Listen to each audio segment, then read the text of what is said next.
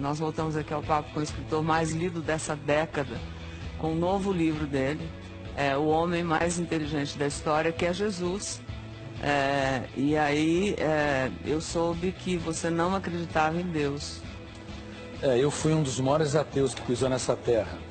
Talvez fui mais ateu do que Nietzsche, que escreveu sobre a morte de Deus, do que Jean-Paul Sartre, do que Diderot, do que Marx, que considerava Deus o ópio que entorpece a humanidade. Como a minha teoria estuda a construção de pensamentos e a formação de pensadores, eu estudei como é que Einstein libertou seu imaginário, como Freud, e fui até Jesus Cristo. Esperava encontrar alguém de seu menor valor. Você estudou a vida de Jesus.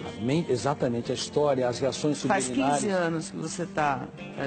Na verdade, 15 anos escrevendo esse livro, mas faz 20 anos que eu tenho estudado como pesquisador da psicologia, sociologia e psicopedagogia.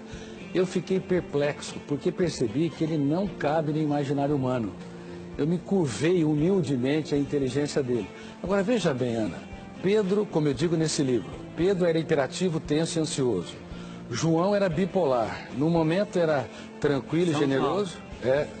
No outro momento, ele era, antes de se tornar o que era o apóstolo Pedro mesmo? Pedro era imperativo, tenso e ansioso. Se fosse um aluno nos dias de hoje, todo professor queria vê-lo a quilômetros de distância da sua sala de aula. João flutuava. No momento era amoroso, no outro queria destruir aqueles que não andavam com Jesus. Tomé era paranoico e inseguro. Mateus era corrupto. Talvez, se tivesse nos dias de hoje, quem sabe estaria até na Lava Jato. E Judas, o que era? E Judas Iscariotes era dissimulador. Quem é que conseguiria escolher um time desses para executar o maior projeto da sua vida? Mas por incrível que pareça, para espanto das ciências, ele transformava pedras brutas em obras-primas. E eu fui às lágrimas ao perceber o que esses jovens eram antes e no que eles se tornaram. Foram apóstolos da sabedoria, da generosidade, da sensibilidade. Graças ao carinho, ao amor, ao e à dedicação de como Jesus. Aquela professora e muito mais. Ele não teve medo de chorar diante deles.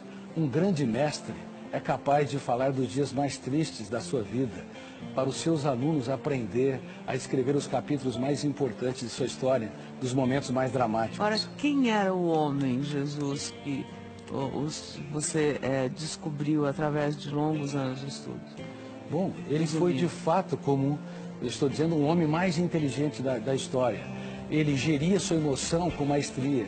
Ele conseguia fazer poesia no caos. Ele transformava prostitutas em rainhas. Nós vimos aquele exemplo daquele jovem machucando a sua namorada.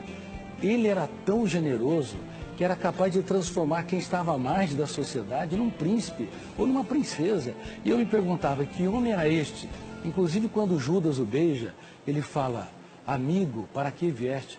Que homem era esse que dava tudo que tinha para aqueles que pouco tinham? Ele não tinha medo de ser traído, ele tinha medo de perder um amigo. Portanto, quando eu estudei a mente dele, eu me curvei, como eu disse, humildemente a sua inteligência e percebi que ele não cabe no imaginário humano. Ele tem de ter sido real.